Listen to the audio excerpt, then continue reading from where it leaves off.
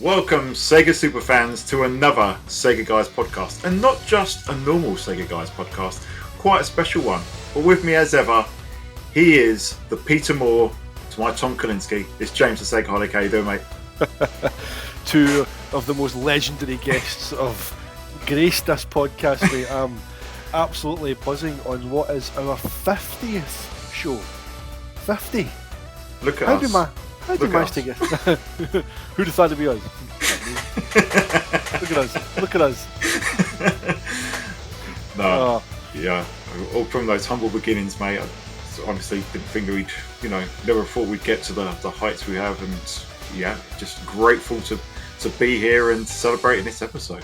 Yeah, crazy, mate. Absolutely crazy. As we say, we've hit 50. We've kind of been pedal to the metal since we came back in August. I think this will be show number, this will be the 16th, but Peter Moore was 14. This will be 15.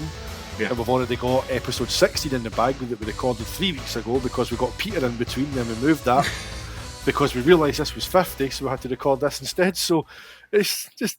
Yeah. WhatsApp me, and he was just like, it's our 50th episode. And I was like, is it? Yeah, and then I joked that it must be the only podcast where one of the co-hosts is almost as old as the number of episodes that's been recorded. I am 44 this year. Oh. Combined age of over 80, mate. Combined, we're older than Sega. That's depressing. Probably older than all the Radio Sega staff as well. I think Viper said he was 20 when I watched that kind of conference that they did with him and KC, and they had like a guy broadcasting for the States, and they had like a wee panel there, and Viper said he was 20, and I was like, what? Yeah. Thanks, Radio Sega, for having us and just making us feel like dinosaurs. So basically, what's happened is that Radio Sega is now essentially confirmed as a retirement home for like old retro gamers. We're just going to fester here until our final days talking about Sega. That's like a pair of retro gaming Uncle Alberts during the console war of 1995. Yeah, you'd be like, yeah, Sony were underhand. Yeah, that's all right, James. Take your pills. Go on. So I've not finished, damn it. Superb, mate. But what we were thinking of doing, mate, was just talking through, 50. We can't talk about 50 things because we don't have the time. But, I think we'll be looking at a 3-hour podcast then. But, I think we were talking, spitballing a few ideas. We were talking about doing my favourite Sega to each other. But then I think everyone knows what our favourite Sega console would be, what our favourite games would be. So then you said a top 5 games. And then we sort of thought we would have a top 5 games and a top 5 Sega Guys moments. We'll pick those each. Yep. And just briefly touch on them. So, yeah, looking forward to getting into this one, mate. Something a wee bit different. I think, it'd have been easy to kind of pick a topic, and I think as well we toyed with the idea of moving, Peter Moore to the 50th as it was such a big guest. But I think, we've promoted when that's going out, so it is when it is. So this one going out as a 50. So I think it's a good time to kind of reflect and look at what we've done and maybe give listeners a bit of an insight into our thinking behind the madness that has transpired for 49 episodes before. Yeah, absolutely, mate. Yeah, so we got 5 moments each, 5 games each, so 20 things to go through. In the words of Sega Lord X, there's a lot to get into, so let's get into it. And he might be coming soon as well, by the way. I've been talking to Mel through email, so that might be coming. But that would be amazing. He's a very busy man. We've got a date penciled in for sometime in March, so when we have that confirmed, hopefully we'll let you guys know, but we're really looking forward to that one if and when it happens. That'll be absolutely fantastic. So, mate, I'll kick us off with my top 5 moments.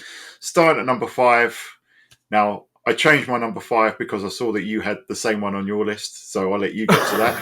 So I thought we'll go for different moments just to spice things up a bit. But my number 5 is the Saturn years, and the reason I picked the Saturn years is because, as everyone knows that's listened to us for long enough, the Sega Saturn is a console very close to both of our hearts. It's our favourite game system of all time.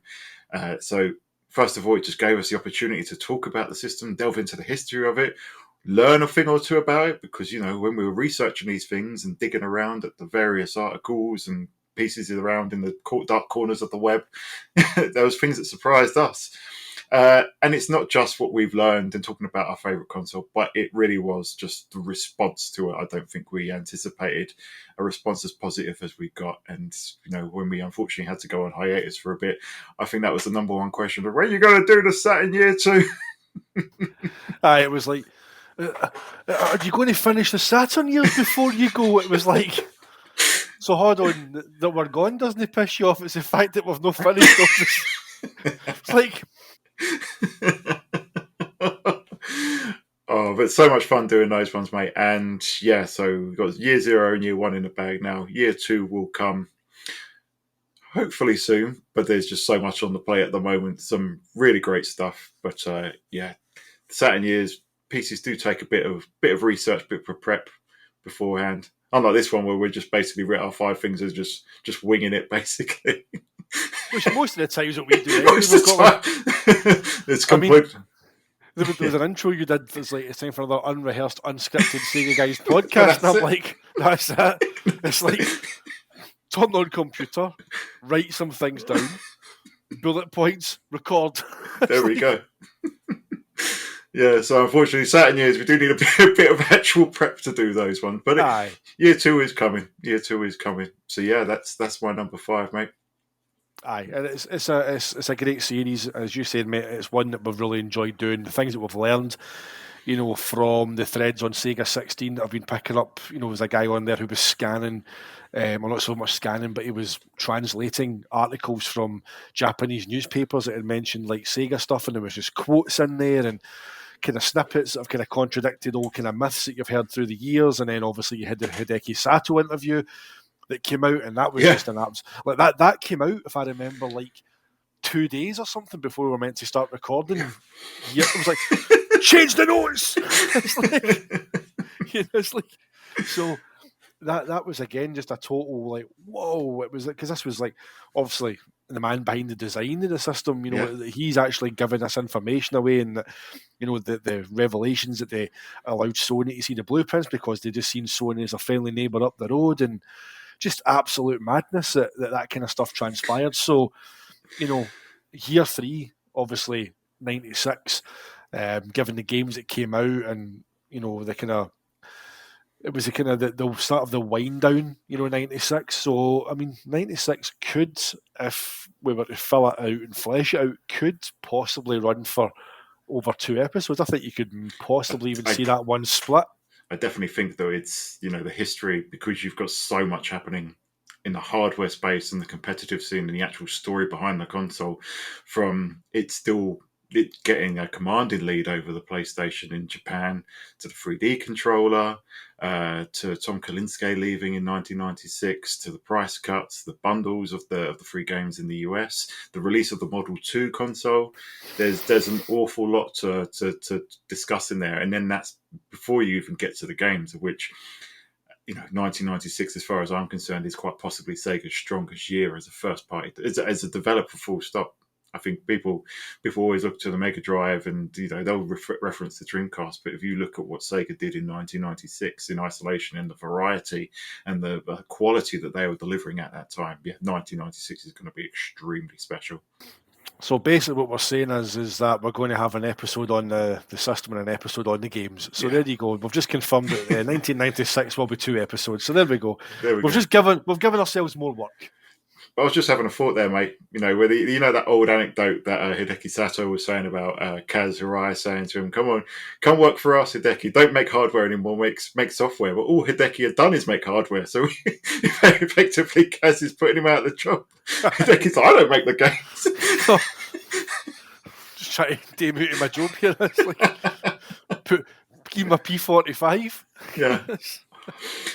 Oh dear! Right, so jumping into number 4, I thought I've got to have my favourite Sega in here. We've had some great guests on my favourite Sega over the 3 years and 49 previous episodes, but my favourite has got to be none other than Casey. The pleasure of having him on the show with us after he was gracious enough to first of all invite us numerous times, and we always have a great laugh with Casey. He's absolutely brilliant. So hopefully you listen, Casey.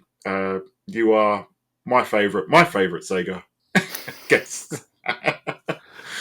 No, that's a great choice, mate. Honestly, I mean, like, again, Casey's always somebody who has come to us and kind of trusted us to do content. You know, even again, like, you know, whenever Radio Sega came to us and obviously asked us to come on to the guest nights. But I mean, even again, in our infancy, you know, Casey's had us on, you know, as actual guest on the Sega Lounge. That was pretty early on, which was quite kind of humbling as well. Then he had us back for the Sega Lounge Challenge, which was so much fun. Obviously, I know he had the Sega Lounge Challenge on the episode we were on, but then he had the kind of quiz, which was kind of like teams against each other, and it was just carnage.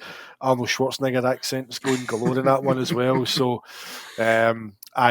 Casey's great fun, honestly, and it's great to see. You know, I know he was away on a kind of bit of his own hiatus as well. And he's recently come back. He's doing the Night Train stuff on Radio Sega, but the Sega Lounge is coming back.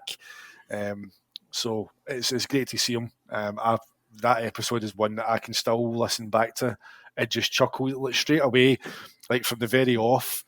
You know, there can be some people whenever you kind of, if people aren't used to kind of obviously doing podcasts or being guests on podcasts, and they kind of come on and there might be that kind of little kind of warming up period, but obviously Casey's done this for that long, far longer than we've ever done it, and he just came on and it was just a natural fit. So that's a great choice. It was definitely one of my favourite shows to record as well. Just so much fun. I think if I remember, he picked Passion from MSR as his favourite track, which I mean, just that in itself, as much as it being a good tune, it's just a complete kind of, you know, it's half cringe, half kind of cheese at the same time. You know, it's like I remember on Sharka Bites, on the thread that they done for the MSR Challenge, for the Splash Wave Racing, and there was somebody who had played it on emulation night. It was somebody who, I think their bio said they were like 18 or something, and they had just been playing it for the first time, and they just put up, "This is my time for Splash Wave Racing," and my God, how many of these songs are about sex? And it's like, it actually is. Whenever you think about it, it's like you think all the kind of the radio stations or the songs have all got some really quite questionable lyrics and sounds in them, but the early 2000s was a great time, mate. Yeah, I mean, it wasn't just MSR. The whole the whole music industry was basically songs about sex. I mean, really, that's most music, isn't it? Really is. Pretty much, mate. Aye. But great shout, Casey, legend, honestly. Yeah, absolutely Love legend, Casey. That probably leads into number 3. So yeah, Casey had us on, as you say, very early. I think that was our first exposure. But I've got the Radio Sega announcement when we first slotted into our Monday night slot, way back, you know, before the hiatus, the very first time that we debuted on Radio Sega, and I actually had my mum over. And my sister, I think, I remember it was in the summer in the garden. So I was put the announcement on my phone, and it was kind of special, that, because I've been listening to Radio Sega since about 2009, I think. So yeah, it was still it was surreal to go through that and get that announcement, to say that we were going to be, as the Sega guys, we were going to be part of that show and have our own slot on there. And it still is surreal to an extent, even though we are part of the furniture now. But it's a very special moment for me. Aye, no, I remember that as well. Whenever, because if I remember when that was actually announced, I think if I can remember back, we were in the car park at the hospital, because I think we'd just finished an antenatal appointment, or we were going in for an antenatal appointment. And I remember I had this show on because we were told it was going to be announced that we were actually joining. Yeah. And I remember listening in the car, and even letting my wife hear, go, look, that's our podcast. You know, it's like, and it was quite surreal, you know, to hear that. And again, you know, being on Radio Sega and obviously having the kind of bombarding them with requests for all these years, then to actually kind of be on there, and you know, to actually, you know, the logo's down there. I don't know what way I'm looking, because I'm mirrored, so I don't know. Maybe down there. Pick a side and do it in post. I'll edit it. It's down there. But it's surreal. So again, you know, big thanks to that Viper and Resident SD and all that for all the kind of support that those guys have given us. Obviously in the kind of the chat and stuff like that in the Discord, the promotion that we get off of those guys is second to none. So no, it was a surreal moment, mate. Yeah, it really was. Look, Mum, I'm on the radio.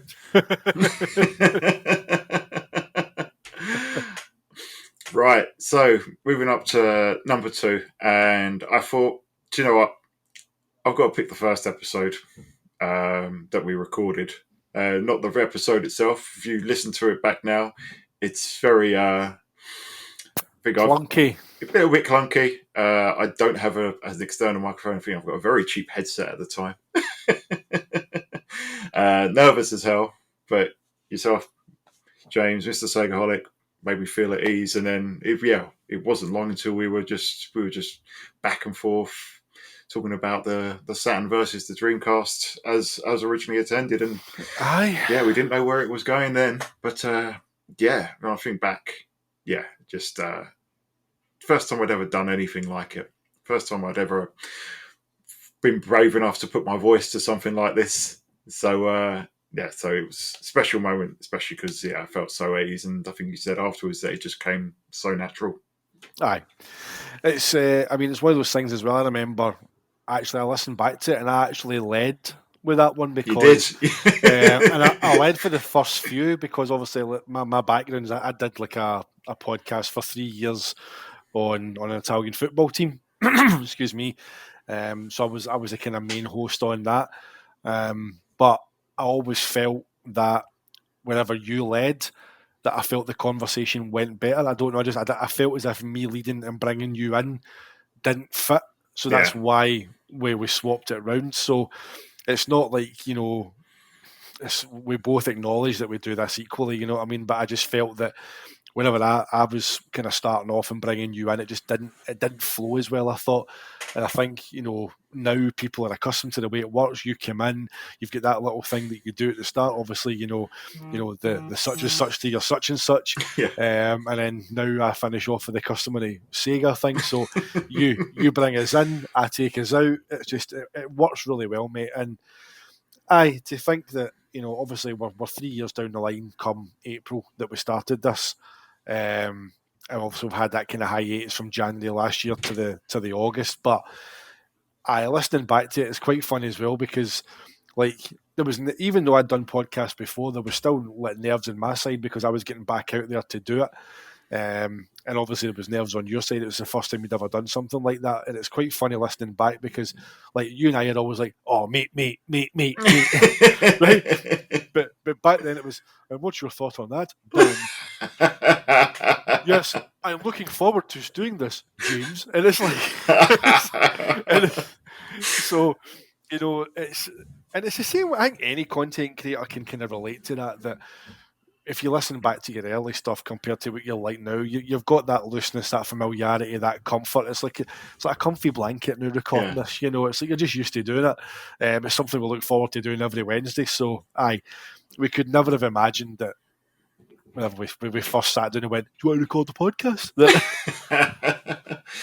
Yeah, it reminds me actually, I was thinking earlier when I was cycling home from work, from the office, Maximilian Dude did a video, must be about a year or so now ago, where he was watching his very first YouTube videos. Really? And these are way back in 2007 when he was playing Modern Warfare on his well, not on his stream, but making YouTube videos about Modern Warfare and stuff. And his approach is completely different. He's saying, "Oh, I hadn't found my voice then, but eventually, you do find your voice. Yeah. There's no set time, but." Sometimes it takes longer, but you find your voice. And obviously that applies then to the conversation, the way it went and the dynamic and all was, we knew after recording it that it had gone well. That's right. Yeah. But you listen back now and it's quite different. So what's happening now is that everybody's going back and listening to that first episode now. You're just going to see how... Let's see what that was all about. When I went by my old moniker as well. The Dreamcast Addict. I mean, Sega-holic can be thought of being quite cheesy as well, although I did laugh because I noticed that there was a guy who actually had the name before me. I didn't even know it existed. But he does videos where he repairs CRTs and microwaves and doesn't really talk much about Sega, but he's put in his username on Twitter, the bona fide one. So sorry, mate.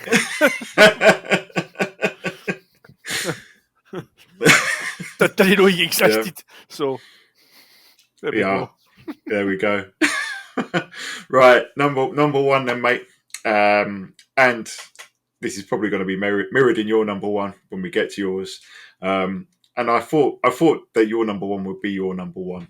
So I thought, for me, a lot more personal. For me personally, for me, this was a more personal one. You know, absolutely loves speaking to Peter Moore, but for me, speaking to Tom Kalinske was just, still is absolutely surreal when I think that, you know, that we sat there and just chatted to him, and, you know, if anyone sits back and listens to the podcast that we had and the interview that we had with him, just the way that we, you know, it was a very relaxed conversation. We even had him, you know, laughing, and he was just such a, you know, it's one of those things where, you know, we'd seen him do the Sonic Tuesday announcement and speech and stuff. We'd seen him do all these keynotes and announcements and stuff. We'd seen all the historical footage, and then obviously we watched Console Wars, and he's always been a larger than life guy.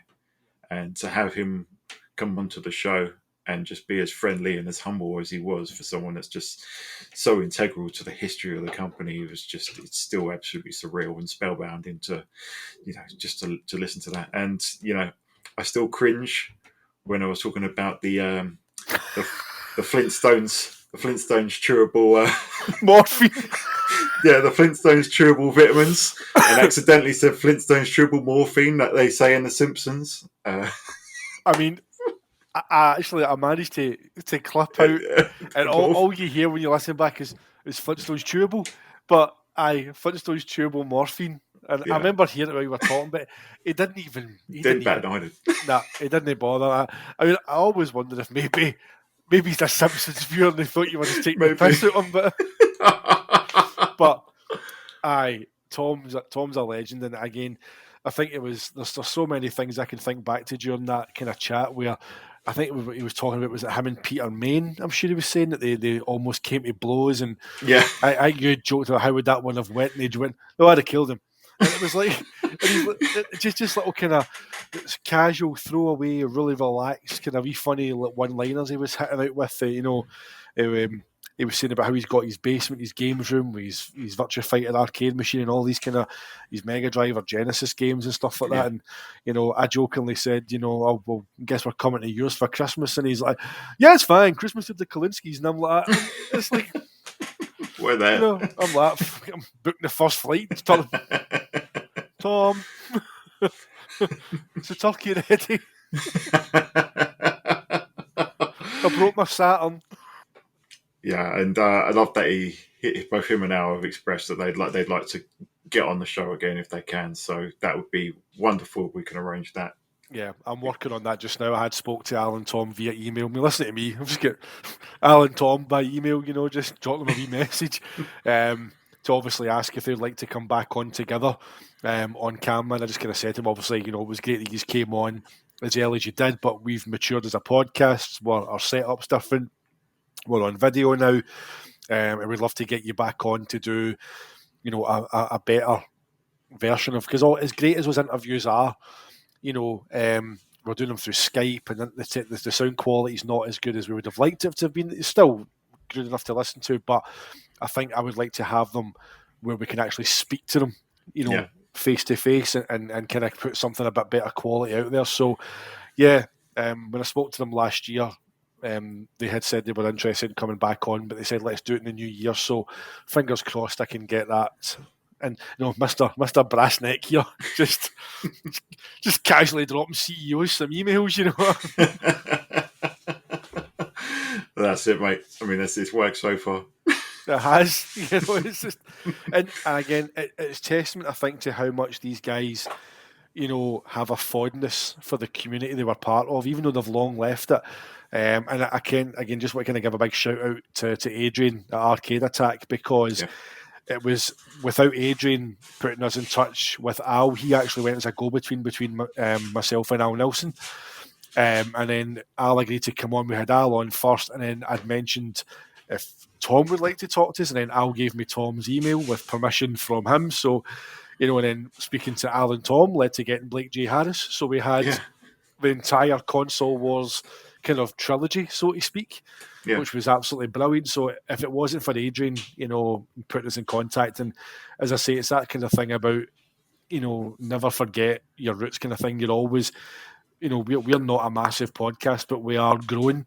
So at some point, there may be someone up and coming who needs a hand up, who needs a bit of help. And if we can do that for somebody, we absolutely will, because never forget that you were once starting from zero. You know what I mean? And as I was always taught by someone a long time ago, a Italian football journalist, when I was doing that podcast, and he used 3 words to me, and he said, pay it forward. Yeah. That's one lesson. He went, pay it forward.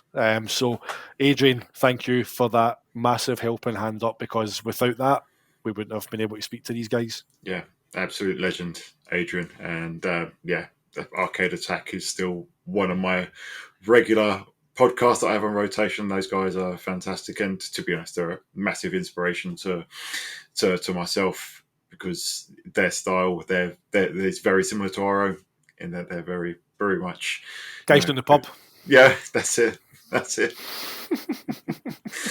So that is my top 5 Sega guys moments. Now, if you're here just to hear the games, then we're going to have a little bit of that for our listeners and viewers right now. My number 1 will come as no surprise to anyone, but we're going to count down to that. So number 5 was a point of constant revision for me, until I realised, well, do you know what? I don't actually have a Dreamcast game on here. So, so after some consideration, I thought, well, what's the best Dreamcast game? Or what's my favourite? And I settled on Shenmue 2. I know the first game is a lot more groundbreaking. It was the one that broke the mold, that is so inspirational to the industry. The thing is with Shenmue 2 is I think it does what the first game does, and then it does an awful lot more. The first game is probably still a little bit more intimate, but the second game is larger and more epic. There's more visual fidelity in there, but it also has those very intimate moments. Particularly the 4th disc is, the 4th disc is literally just you walking and talking, but somehow is one of my favourite gaming memories. And then you contrast that with the 3rd disc, when you've got the exploration of the towers in Kowloon and the big battle on the top. See those QTEs with those fucking boards across the gaps, and I'm swearing because it's warranted, because it got to the stage I had to get a guide on the internet and sit and look at it for the directions, because I was fed up getting to the second last floor and then wee. Aye. Can we play the Japanese, audio? Yeah. Away you go. That's it. Start again for the bottom floor. Oh, I absolutely love it. I mean, it's, as I said to you over WhatsApp, it's funny how they actually brought the Boardwalk in QT segment back for Yakuza 6. Must have known how much it was torture to people. That's how just put it back in. But going around all the tea houses, trying to get the 4 wood and all that sort of stuff. Absolutely love it. So it's grand, it's epic, but it also has those intimate moments that the first one had. So yeah, for me, number 5, Shenmue 2, 5th favourite Sega game of all time today. It might change tomorrow. That's the thing, isn't it? I mean, it's hard to pick 5. So I mean, these 5 are probably, they'll be influenced a little bit by kind of obviously historical choices and personal memories, but I think that kind of maybe last 2 spots might be slightly more interchangeable. I think possibly my top 3 are pretty much locked in. Yep. Yours, I think your number 1's 100% locked in. Yeah. But no, I think 4 and 5 could change on a whim, depending on personal tastes at that time. It's the same from two to 5. 2 to 4, I think they could shuffle about a bit, and 5 is there's plenty of games fighting for that spot. But number 4, we're going from Dreamcast. We are now going to the Master System, and this one had to be on there, and that is the 8-bit version of Sonic the Hedgehog on the Master System. This is the game that Space Harrier made me think, wow, this is impressive on the Sega Master System when I was coming from a Commodore 64. Sonic the Hedgehog just changed my entire outlook on gaming, playing it on the Master System. I don't think it gets the credit it deserves. It's just an absolutely phenomenal game. The sense of speed and the physics are all there. It has a much more kind of happier vibe about it, whereas the Mega Drive version is very cool, isn't it? It's got the harder, bassier sounds and the sharper edges, and it's edgier. The Mega Drive version is definitely edgier. Yeah, the Master System version is just something about that game that I cannot play it and not smile. It's just absolutely beautiful. First game that I ever beat, so it's always going to be special for me for there. The graphics are phenomenal for the Master System. The gameplay is phenomenal. The music is so good that Janet Jackson had to steal it to make Everywhere I Go. I can't sing this game's praises enough. It's the greatest 8-bit game of all time in my eyes. Great choice, mate. I mean, I played it on the Master System later on via the Everdrive, with having it on the Mega Drive Everdrive cartridge, but obviously my one memory of 8-bit Sonic is always the Game Gear version, which is pretty much identical. So, it's funny, yourself on that very first stage, if you get the speed boots and then the invincibility kind of cloak the wee stars, and you can just basically go absolutely mental down that weird amp. It's ding ding ding ding ding ding wing, and then you go, and the screen's trying to catch up. It's like you can just hold right, and like the screen can't keep up with you, so you just glitch over the whole level. It's brilliant. Music's going absolutely crazy. Ding ding ding ding ding ding ding. It's like, slow down. The music is such a big thing to it. It's like, the Dr. Robotnik theme, for example. The Mega Drive version is like bum bum bum bum do do do do bum bum bum. But the Master System version is like a cartoon, like it's like it's like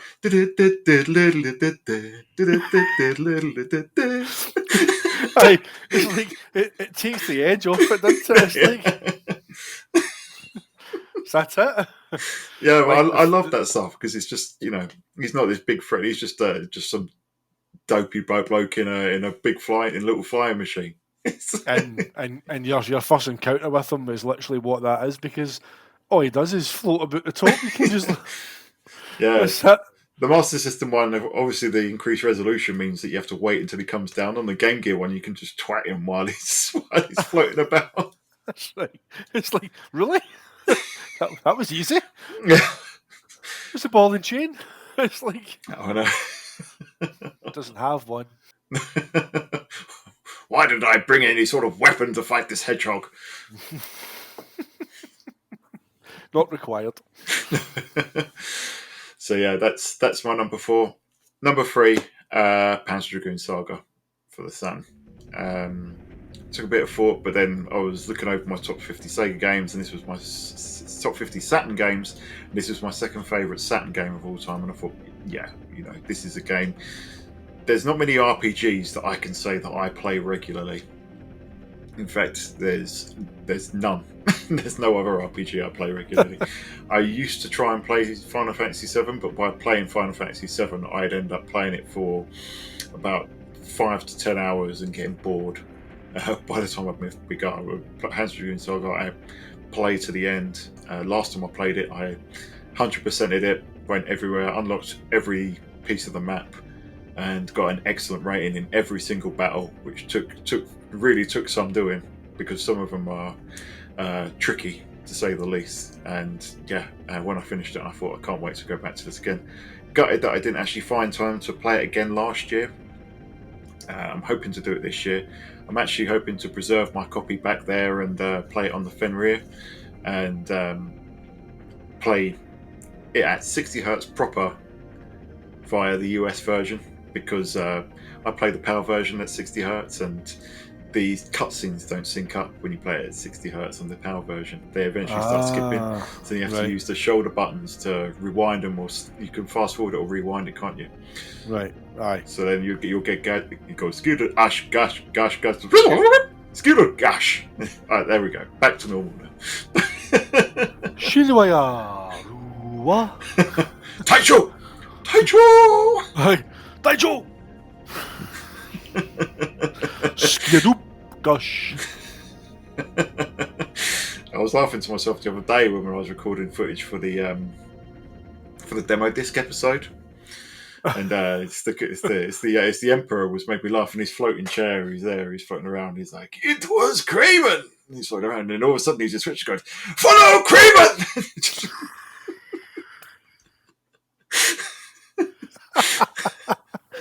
Oh man! By the way, it's a wee bit of a tangent talking about what you hear whenever there's Japanese, but I'm in Virtua Fighter 2 on. I like to put it on watch mode sometimes, just because it's gorgeous just to sit and see if you're working away or something, or doing an article or something like that, and you look up and you just have it running. But Shundi, he's got I can't remember what he says, right? But the last bit sounds like he goes, washing your carpets. Yes, washing the carpet and all that. It's like an old man talking in a carpet shop, isn't it? I could like washing the carpet and all that. Oh, it's absolutely howling. It's up there with Killick for Soul Calibur. Cocoa dinner pizza today. Yeah, there's some absolute gems. You know, when I first got my Sega Saturn, one of the things that I did was, clear CD speech was so brand new. I was going through and playing all the samples in the sound test, and there's some ones in there you never hear in game. There's some absolute gems in there. Been a while since I've done that, but that was the highlight for me, the washing the carpet and all that. Absolutely brilliant, man. I was pissing myself when I heard that. It was so funny, man. I just heard it and I went... He said, what? Oh, yeah. But yeah, number 2, Panzer Dragoon Saga. Epic, beautiful, just a masterpiece of a game. And talking of epic, beautiful masterpieces, number 2, Nights into Dreams. Favourite Sega Saturn game of all time, so deservedly number 2. It's hard to articulate. Someone was arguing with me the other day when I put something on. Well, arguing. I don't argue on Twitter. If someone says something I don't agree with, I just don't answer them. I just can't be bothered. You're never going to win an argument on there, so don't bother. He said, Nights is not a masterpiece because it's too difficult to get into. Which I just thought, well, I picked it up back in 1996. I got it. I got it just after I got my Saturn, and obviously I didn't go in there knowing how to play it, but you picked it up, you learned, and it is quite intuitive. The way that it moves you along, it directs you to pick up knights. Then the camera, when you play as knights, it points you towards the orbs, and then then you walk into the idea palace. It says you need 20 of them, and it's a masterpiece in the way that it tells you to play the game without a tutorial, without saying. Aye, with the like you're seeing in God of War and the like, where it's telling you don't let them flank you and all this kind of stuff. Oh God, that new one is a travesty for that sort of stuff. It's brutal. I was like, don't worry, I won't. It's like the character you're controlling's even giving you, like, making sure that you don't let them do it. It's like, can you let go of my hand, please? Yeah. It's like, his horns are flashing. Shoot the horns. Shoot the horns. Now you can attack. I know what I'm doing. I know. I've played the game before. Please. I mean, Knights was the exciting thing about Knights, because it was like nothing you'd ever played before. Yeah. And again, I remember I got the 3D controller pack, and it was in Dixon's on Argyle Street. Again, Monko no remembering it was great back in the days, man. You used to spend money like water. What's this new Saturn game? It was the pack with I love the wee sticker in the corner of the 3D controller box with knights flying on it, and took it home, and it was like, obviously you'd read the previews in Sega Saturn magazine, and like picking it up, it was like you didn't know what you were doing, but the game told you without making it obnoxiously so. It just kind of gently nudges you along, and like when it all clicks and you realise that you can use the triggers to do like twirls and tricks and stuff, and then you get your links and you can through all the kind of gates and whatnot. It's honestly, it's just, and the noise as you ramp up each kind of link. It goes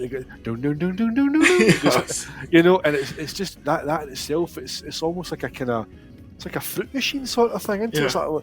It's like a gamble. That is, keep going, you're going to get another one, and it's just a beautiful piece of software. There's been nothing like it since. Nothing like it at all.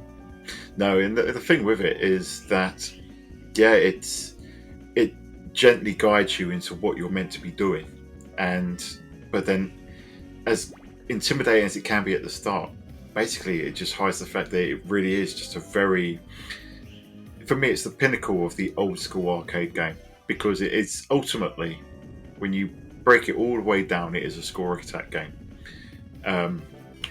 Much like we know your number one game will be, which is all based on time.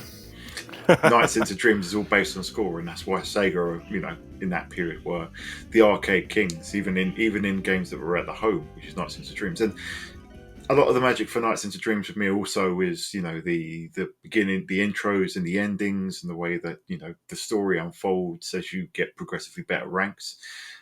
For me, it's just so perfect, and I know you can whiz through it and get A ranks and everything in probably about an hour these days. Probably less, and see everything that it's got. But those first moments when you're trying to understand how the game works, and then when you're unfurling the story, and it's cheesy, stuff, 90s CGI, but it's just so magical. And I think Ashima called it his ET, and I think that's absolutely correct. Worst thing they did was make Journey of Dreams, which is just a shadow of Nights into Dreams, and that one does have tutorials, because it's got a flying owl that goes around and goes, "Ooh, Knights, did you know that you can press A to do a boost, and you collect these blue balls? They're called Idia." And you collect one, and it goes, "Now you need to put that in the end." And it's like, this is not what Knights is about. That is not what Knights is about. No, that's just dumbing it down. Yeah, and we'll never see another one like it, mate. Never see another one like it. No, I think the combination of it being short and very, very niche, I think, and something that a lot of people have been talking about just now on Twitter as well, is, I think even John Linneman touched on it as well, that Hi-Fi Rush is being lambasted for being only 6 hours long. Yeah, and it's like, but why are we rushing towards the need for these drawn out, massive open world, or even pseudo open world, side quest ridden, cutscene filled monstrosities? It's like I think like Gears of War and the like, that kind of got the balance right. There was cutscenes that led the story along, but the core gameplay was always there. Yeah. But I think now the kind of third person over the shoulder, run, gun, cover, shoot kind of thing, whether it's with a bow and arrow or a gun or a chainsaw or whatever, it's kind of been overdone. It's almost being used now as a kind of a linear vehicle to trigger a cutscene. Yeah. It's like, I look back at whenever I played Assassin's Creed Origins, and I sank almost 70 hours into that, and that was doing side quests. Yeah. Like, by the time I took down the last two, what were they called? Phylax or Phylakes, or what the fuck you pronounce it? Phylakes. Aye, that was it. Phlakes, what would we pronounce it? But the last two of them, now earlier in the game, they kill you the minute they see you because you're so weak. But I'd done that many side quests that Bayek couldn't get any higher in level. So these were the last two that were meant to be the most fearsome, and I just walked up, went, poof, and it was like... And it's like, I think I'd spent more time doing side quests than the kind of main mission, and I just think slagging off games that are short and give you that kind of quick hit experience, I think it's really fair. Like Hi-Fi Rush actually is the first game that's actually made me wish I had an X or an S because I really want to play it because Oh, it's that exceptional. It's aye, fantastic. it looks absolutely gorgeous. It's like a Saturday morning cartoon come to life. Yeah, It looks beautiful, it is. but it's only 6 hours. Yeah, but that's the thing. I mean, like God of War was 30 odd hours that I spent with God of War Ragnarok, and so was Last of Us 2 was over 30 hours, and I felt that. I felt the length, and it just felt padded and unnecessary, and it's just give me, yeah, like you said, Gears of War got that right. I don't need things to be more than 7, 8 hours long.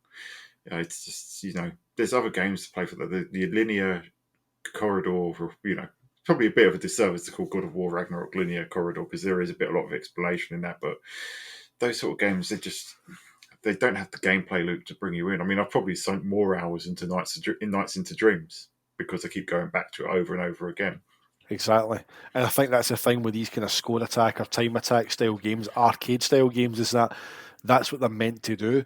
They've got a gameplay mechanic hook that makes you want to come back. It triggers that addictiveness. Yeah. It triggers something. But excuse me, what you said there, these kind of really long, padded out, bloated, story driven games, you do it. It's like you actually find that you're playing them, but you're kind of progressing it on because you have to, not because you want to.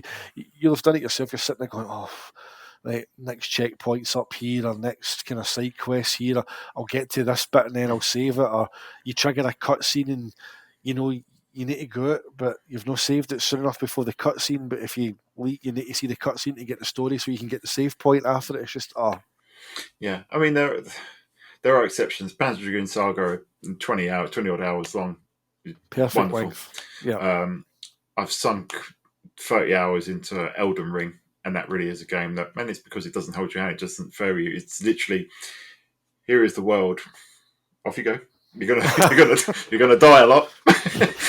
Sort of walking out the front door in the morning, Yeah. isn't it? Just pick what you want to do, just go and do it. But yeah, we need more unique experiences like Nights. Yep. We need more short experiences. Need more games like Hi-Fi Rush. But yeah, 6 hours, 1 hour. 1 hour is perfect because obviously my number one, everybody knows, it's Sonic the Hedgehog 2. In my head, it's pretty much the perfect video game. It's fast, it's fun, endlessly replayable. I actually found it really challenging when I was a kid. I play it at least once every single year. I played it twice this year. I played it on the Sonic Origins collection, and I think I played a ROM hack for the long version on the EverDrive as well. But yeah, I could go on about this game forever. But the perfect follow-up to Sonic the Hedgehog. The music's amazing. The graphics still look great. I still love that Sonic sprite more in Sonic 2 than the revision in Sonic 3. I don't think there's been a better Sonic game, and Sonic is one of the greatest franchises of all time. No matter what has happened with his latter 3D stuff and how people view that, you can't deny the impact of the first game, and especially the second, and the historical significance of it all as well. The hype around it, the fact that it actually modernised, brought how before digital, but how games became global events. It's just an extremely magical game. So yeah, I could talk about this one for days, but yeah, no surprises. Sonic the Hedgehog, number one.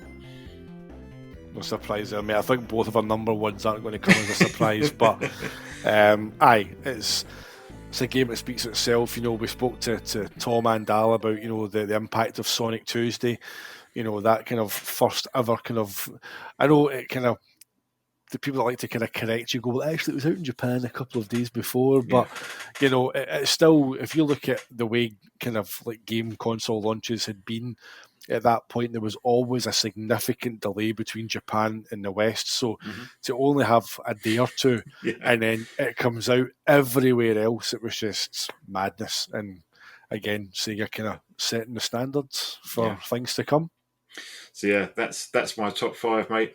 So what we'll do is we'll take the usual musical interlude. Now what we're going to do is we're going to go first of all with my pick of music, and my pick, which I think is probably my favourite piece of Sega music, is Door to Summer from Chaotix on the 32X.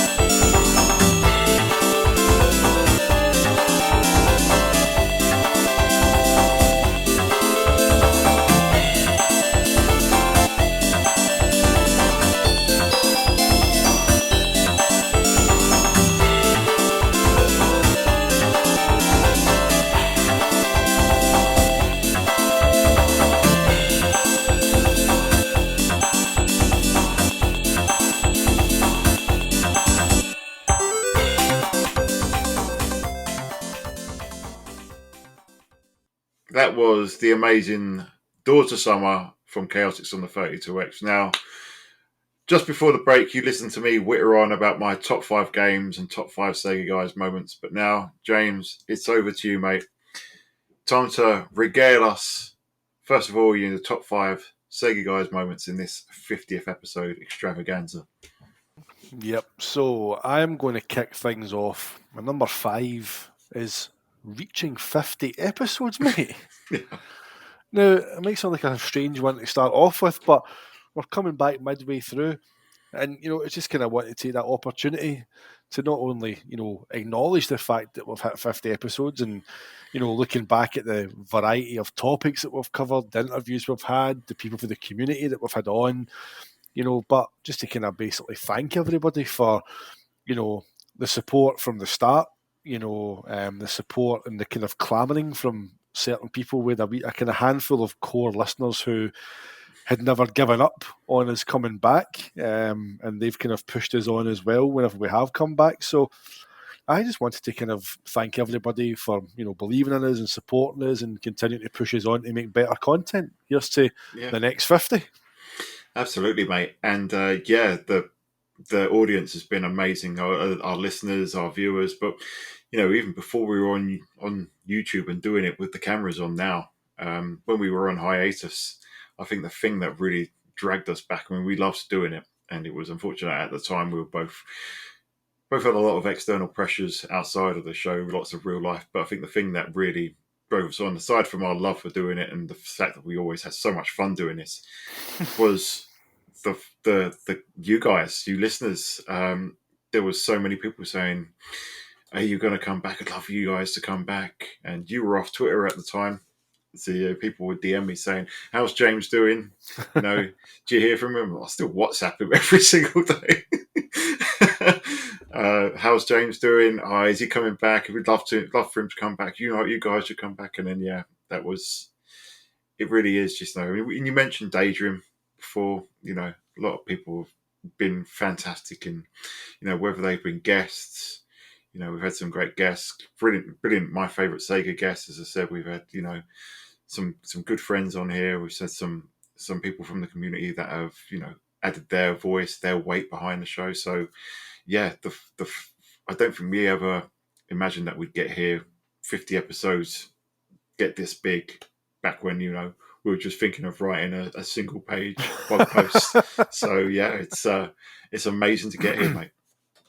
Aye, and obviously, people you've mentioned about pushing us on as well, and I'm going to give him a plug, and he'll probably mention it whenever he hears it. He likes to hear his name mentioned, but I think he deserves it because he's been a big part of the kind of rebrand as well. You know where I'm going? Yeah. It's the swear machine. I know I've had a couple myself, but I'll tell you something, mate.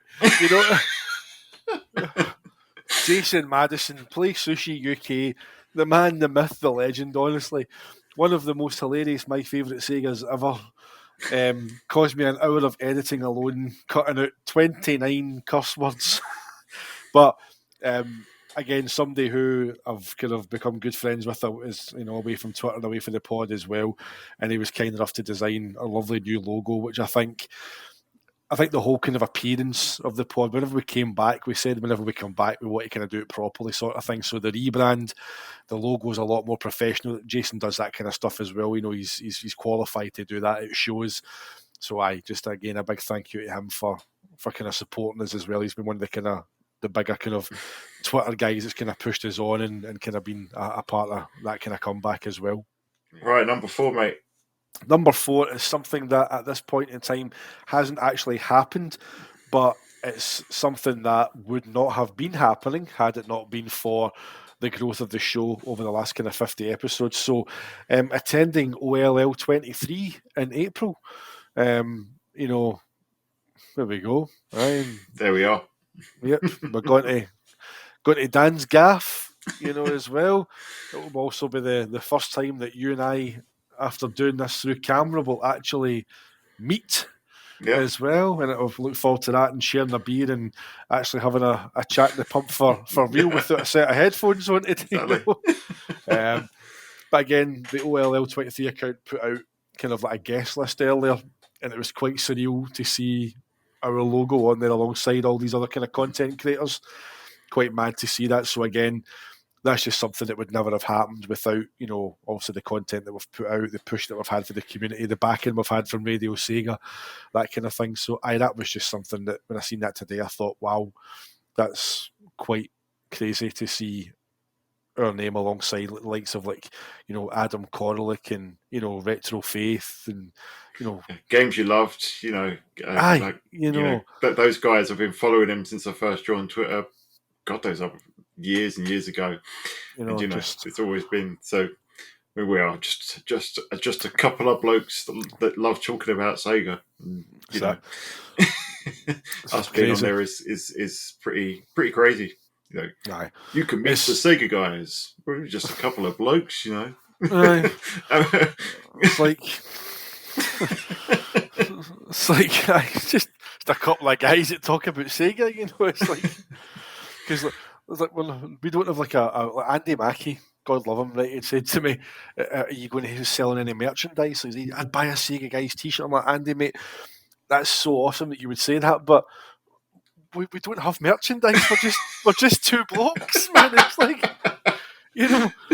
we're not going to turn up with business cards and flyers and stuff like that. If might have a T-shirt with Sega guys on it that people might clock it, but it's not going to be like these kind of Metallica hoodies with the dates listed down the back,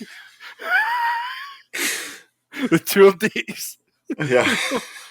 So, no. It's going to be great. I'm looking forward to coming down and actually, obviously, seeing yourself, mate, and actually meeting in person. It's going to be brilliant. So, that's my number 4. It's something that's about to happen, but it wouldn't have happened without everything that's come before it. Yeah, it's going to be a fantastic weekend. Obviously, you coming down here, and then I think there's such a great agenda down at that at the event. It's going to be incredible. Lots of fun. I haven't been to too many of them, so yeah, fantastic to get the tickets in the first place. It was something I think we were both talking about paying to go there, but yeah.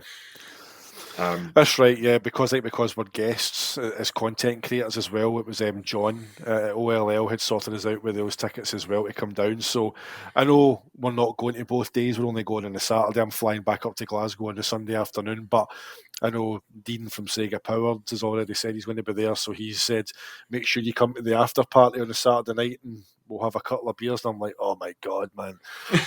I haven't drank in God knows how long, so I'll be taking it easy. I'm not wanting to be disgraced on Twitter or something. Oh. There's a Sega-holic vomiting in the corner. Typical Scottish lout. Bring a bottle of Buttfast with you. Mate, I've never tried that. Have you not? No, Jesus. Mate, I've got mates that have drank that and I've watched them turn into nutcases in front of me. It's just like it's character changing. It's like just normal, quiet people. Like half a bottle of that later, man, they're absolute psychopaths. It's like, don't know what these monks were doing when they were stamping on these grapes, but the tonic wine makes you feel fine. I'll just stick to my own brew. Thanks very much. Yeah, I was wondering whether that was a cider earlier, cider or iron brew. I should have known. There it is. We don't drink wee bottles here either. It's like, where's your juice? 2 litre bottle. Yeah. Stewie will be sitting going like that right now. Well, it's like, obviously we're going off on a tangent here, but as you know, I was a little worse for wear the other weekend. I just had my operation and I went out drinking I did go out drinking. I went out for a meal and I had 5 pints, which people say, that's quite a lot. I think, well, no, not for me. Not, which makes me sound like an absolute raving alky. Not for me, mate. 5 pints had under the table, man. I was drinking loads over Christmas. But yeah, I wasn't even that drunk. But then I woke up in the morning. I was absolutely sick of the dog and found out that I probably shouldn't have been drinking so soon after my operation and being under anaesthetic. So I was absolutely sick of the dog. So I told you, and you was like, get some iron brew in you. And one of those big bottles later, I was considerably better off. I mean, that's the thing. They've changed it, because legislation about sugar tax and all this kind of stuff. So It's they've stripped like a lot of the sugar out of it. Like the wee bit in the side that used to be the kind of the typical energies and calorie amounts and all that. The bit for sugars used to be red, which is why we're all high as a kite up here, right? But it's amber now because they've reduced the amount of sugar in it. So there you go. So see if you did a full bottle of that of the old stuff, mate, you'd have been on the ceiling. That's the thing. I think when you're hungover, it's like your body's like sugar. It gets one of those like wee. like Sonic in the 8-bit off the ramp. That's it. Oh, brilliant! No. Oh, mate. Right. So you're number 3 in your top 5 Sega guys moments. So number 3, mate, is the move to YouTube. Yeah. I think it's come as a very natural progression. Obviously, the first time we done it, sitting on camera, it was quite kind of like, you know, because you're like, I can see you now. It's like, but again, much like the kind of audio version, there wasn't any nerves obviously doing. I think it's maybe a wee bit kind of like eye contact and stuff. Make sure that you're sitting doing all this. Talk to the plant that Andy Mackey likes to point out that I've got. You've got games and I've got a plastic plant. Yeah, you can't be over here with your finger up your nose like that. Exactly.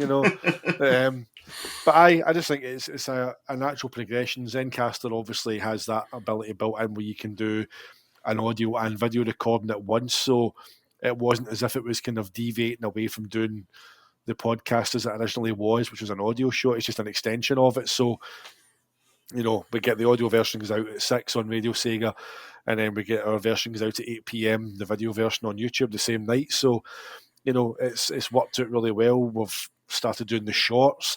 I did the Sega Rally one, which was really successful. The Ristar one you've done has been really successful. It's way over 300 odd views now as well.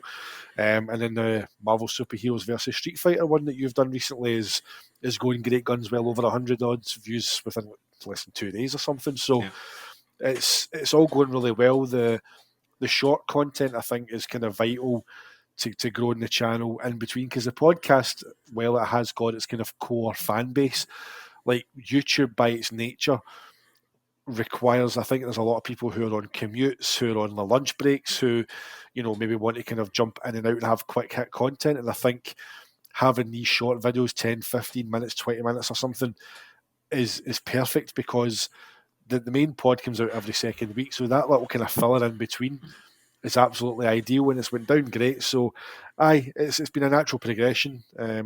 Again, we've got about 335 subscribers or something already. We've only had like 11 or 12 videos out, so it's going great guns, and I think it's a perfect complement to the podcast. I think it's just helped it, grow it out a bit more.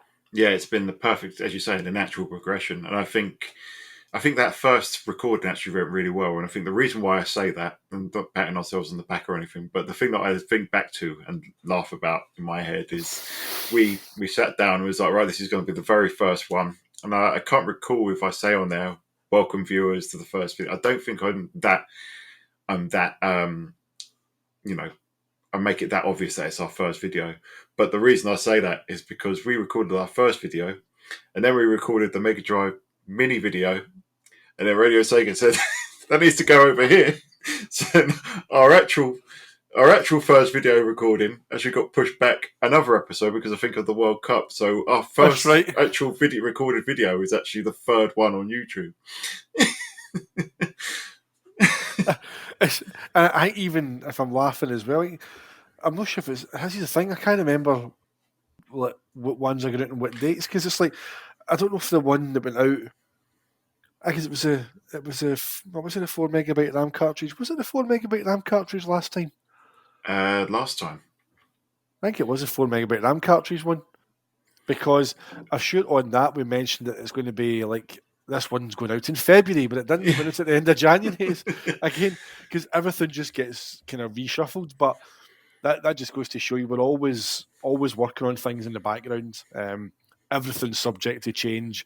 As we said, the Peter Moore episodes that literally came out of nowhere, that Peter had started following, and myself in the podcast, I just DM'd him, it came off of the fact that I put out a tweet teasing that we were going to have Tom Charnock on from Dreamcast Junkyards, and I put a picture of my Dreamcast t-shirt, and I said, airing this t-shirt for the first time in preparation for speaking to tonight's special guest.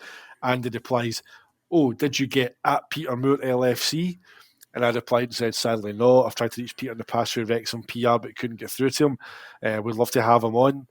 Next day, Peter follows us, and got in touch, exchanged emails, and then he came on within days. So that all just came out really, really quick. So because of that, the Amiga on the Mega Drive episode, which was 4 weeks ago. We recorded that before Christmas, didn't we? I think so, aye. Mate, it's not going to get to February. What will it be? Peter Moore 6. This will be the 20th. That'll be March. To March. That's not going to March, mate. So, it's just the way it is. Just we're always trying to keep ahead. We've got loads of ideas. We like to just keep everything kind of fresh, ticking over, and give ourselves that kind of buffer for content wise. So, the move to YouTube's been great. I've really enjoyed it.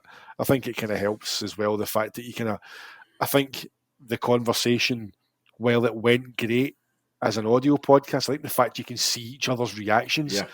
Makes it even funnier. So, we've got some brilliant outtakes on there.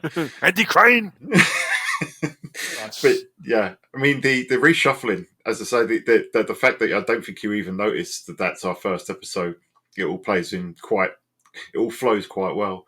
But I think the other thing about the move to YouTube is we had the Mega Drive Mini episode, and then we had our first follow-up non-podcast episode, which also did really well as well. So it's gone much better than I think either of us actually thought it would. And that Sega Rally video did outrageous numbers for us for a first time. So it's been incredible. So again, thank you viewers for that one.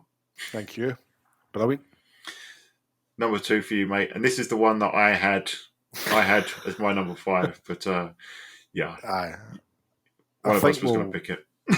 We'll both have a lot to say on this. The 2022 return, I think we kind of touched on it a wee bit earlier. I talked about Jason and the new logo and stuff like that and the rebrand, and I think it's probably more apt in this part.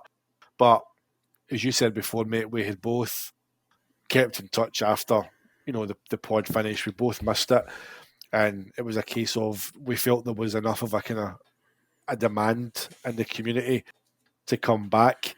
And again, I remember making that launch trailer up, which we had under wraps, and I think it was intentionally, hilariously over the top and dramatic. But the fact that you spin round and with a stunner, and I'm sitting playing Sega Rally and go, it's like just a bit of kind of comedy cheese value in there, but it was fun and it was exciting to do that, just to kind of put it out there and say we were coming back. But also on a kind of personal level, for me to come back as well. Twitter hadn't been a great place for me leading up to the kind of the hiatus that we took. So obviously I had to kind of come back and rebuild myself back up, and I'd started from literally zero again because I'd deactivated my Twitter. So it took a lot for me to come back and to face in, obviously, to the community as well. But it's, as I said, I think if you put your face out there, it's more personable. I think if you can put a face to someone that you're watching and listening to, it makes them more relatable. But there's also that kind of wee bit of kind of vulnerability there on your part as well, because you're kind of out there. But it's, I think, for your content to be kind of taken seriously, and for you to be taken seriously, if you put yourself out there, then it kind of helps. So the return was just that kind of ties into that kind of natural progression to YouTube as well. So it was great to come back, great to see the reaction whenever we announced the trailer to say we were coming back. The excitement that built up. First question was, when's the Saturn years getting done? Let's get our feet back under the table first, please. It's like Right, been back 2 minutes, man. Right, come on. It's like, it's coming. But it was really exciting to come back. And I think what we did, the best thing we did, I think a lot of what led to the kind of the hiatus in the first place, the kind of work-life balance sort of thing, and the fact that I was always cancelling short notice in you were kind of cancelling short notice in me more so to you, to be fair. And I think the fact that we nailed down, right, we're going to record on a Wednesday at 9 o'clock, and even though we've got a show going out every second Wednesday, we will record every Wednesday. So for every 2 shows going out, we record 4, and it's worked wonders, mate. It really has. Oh, let us have a nice rest over Christmas. Exactly. We took 6 weeks off. The content kept on coming. We were sitting with it's magic. Exactly.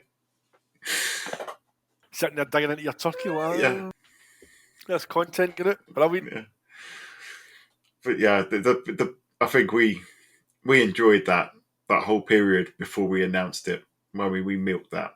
We milked that with the I'll throw this old thing on the day before we announced the new logo, and some of the responses on that were just so warm and just brings a smile to our face. It's just again, viewers, listeners, just you guys just made it all the more special. So yeah, it was amazing, mate. That's why it was on mine. You know, the build up to it, and then us coming back, and it does feel like we really have some momentum behind us now, which is a fantastic feeling.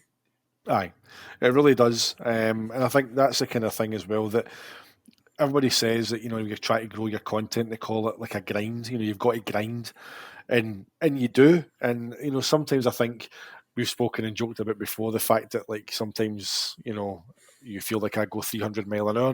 It's like I'm always go, and it's like sometimes it can be a bit fuck off, James. It's like it's a hang me. I'm not going to run through to your room at 4 o'clock in the morning.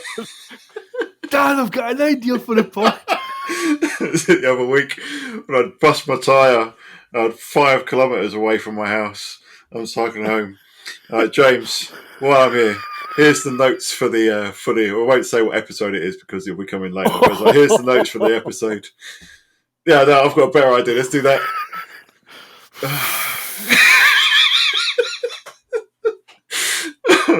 Well, I've got nothing else to do on this long walk home, so I might as well write up the notes for this episode. Fuck, cursing me the whole way. Pissing down. We are bus biker, one shooter, and the phone, the other day. Just walking it along. I was like, no, I think we should do buying a Sega Saturn. I was like, I've got nothing typed up, but I've got nothing else to do, so I'm walking home, phone in one hand, bike in the other. It's pissing down with rain, so I'd like write 3 letters and have to wipe it down. And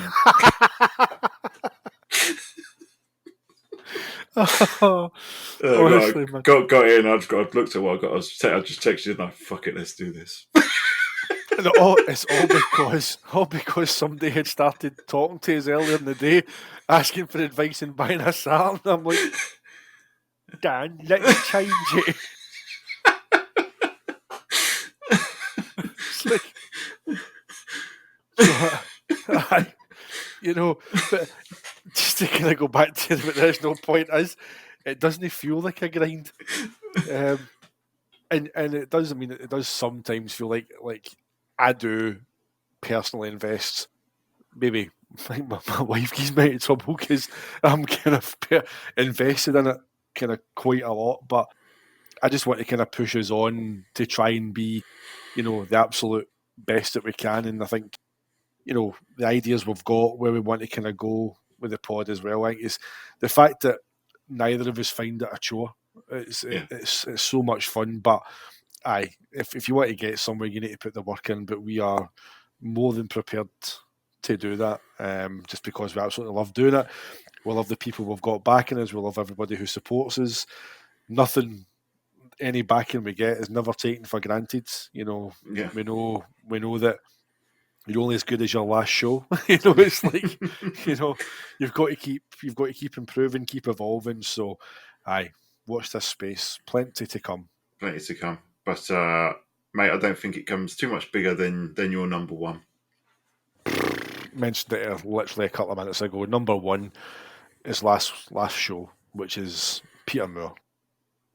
I have watched this episode back several times, and it's not live at the top point of recording this. It's not actually live yet. No, it's not live at the point of recording. Actually, so we're recording this on Wednesday. It doesn't go out until Monday. But by the time you listen to this, it will have been the last show, and this is what we mean about it. Again, you've got me doing this whole Minority Report, Doctor Strange kind of thing with me. But aye, crazy how it came about, crazy how quickly it came about. That while we were kind of talking away to Peter, it was like you get sucked into the conversation, you get sucked into listening to him, and he's so engaging. And you know, what was remarkable, I think, was how relaxed he was. I mean, we had a great bit of banter before we actually. As soon as Peter came on the call, because he only had an hour, and he'd made us aware that he had a really. Well, he told us he only had 45 minutes. Yeah, aye, exactly. I've got a hard stop at 2. His time, which was 10-hour time, and I thought, right, let's just get as much as we can. We'll do our intro and our outro later. We'll go straight in and start recording. Had a wee bit of football banter with him, but a Rangers Liverpool banter with him, which was great. And then I'd asked him, about. I think he actually says, like, can we do? I can't remember who says to him, but we do a wee promo for us? In fact, I says, can you do a wee promo at the end for us? Just say, I says, Peter Moore. You listen to the Sega guys, and he went, I'll do my best, but I'm not quite sure I can get the Moore. And he's just ripped my accent, and I'm like, I've only been talking to this guy for 30 seconds, but I thought that it was brilliant. Straight from the off, he was relaxed, he was laid back, he was getting involved in the banter as well, and the chat just went better than either of us could have imagined it did. By the end, I felt like I was watching the clock, and it got to like 21:57, and I'm going, oh my god, we're still speaking, and he's got a hard stop at 2 his time, and what if he has to just suddenly stop? And I actually felt as if we chased him, but the show just came to a nice natural close. Didn't feel rushed at all. I didn't feel as if Peter felt like he was getting fed up, or he'd or just wrap this up, guys, I've got to be somewhere. He was so gracious, and great to speak to. Just surreal, absolutely. This is someone who I've stayed up late to watch Xbox E3s with this man on stage. Like, I watched this guy unveil the Xbox 360 with Jay Allard and Robbie Back, and I'm sitting in my kitchen on a podcast talking to him while he's in Santa Barbara, California. So it was surreal. The biggest guest we've had. I think we would probably struggle to top that in terms of industry kind of figures. Yeah. So amazing to speak to him. Just again, he's obviously he's kind of known in the Sega world for taking over from Bernie Stoller and helping to kind of get the Dreamcast launched in America, but I think he's probably more synonymous because we were in the 20s whenever the 360 came out, and that's one of my favourite consoles ever, the 360. It had a massive impact in my life as well. So to speak to the man who led Xbox for the first 3 years of the 360, I think Xbox got poorer in the 360 era once Peter left. Absolutely. I've always had that opinion, but just my absolute favourite, just the fact that again, sitting there talking away, it's 22 degrees Celsius here, and I'm like, I'm a bit pale, I've got filters on here, and he's like, you need some makeup, and just he's just throwing jokes and everything, and I just loved how well it went. It couldn't have went any better as far as I'm concerned. So I don't know if he'll ever listen to this or watch this, but Peter, thank you. I was thinking we might just snip a bit of that and send it to him, but I was just thinking, he's got a bit of an American twang now, isn't he? Even though he's a Liverpool guy, but that thing, when he's going here in Santa Barbara, is how can I not be fine? And he's just thinking, he's lived in America for so long, he's been over there since his 20s, but he's English, he's British, he comes on here and we talk about the weather, if he'd flung something about queuing in there, then it would have been As a weather, that's a bit shit. I had to queue for 20 minutes today in Safeway. I mean, it's like, just typical kind of British kind of general chit chat, wasn't it? And it really was surreal that you think you're talking to this guy that has changed the industry and led, some of the biggest, most, important businesses in the entire industry at times that were critical for them and that they're fondly remembered for, is just sitting here talking about, having a bit of back and forth, just talking like we're a bunch of guys on the bus or something, in the pub. It's this is a man. This is a man who went and stood in the face of Steve Ballmer and told him how much it was going to cost to, send out a box to 360 customers, take their console back, fix it, and ship it back to them next day delivery. Was it an $11 billion problem or something like that? Yeah. They called it. And he had this guy stood in front of Steve Ballmer and made these decisions, and he's sitting talking to us in this podcast. He's literally responsible for some of the biggest industry-changing decisions. And he came on here, and there was no airs and graces about him at all. It was just absolutely, I loved it. It was brilliant. Yeah, likewise. When it wrapped up, and he was like, "See you guys," and then we went, "Yeah." He hung up. We made sure that he hung up, and the two just went. It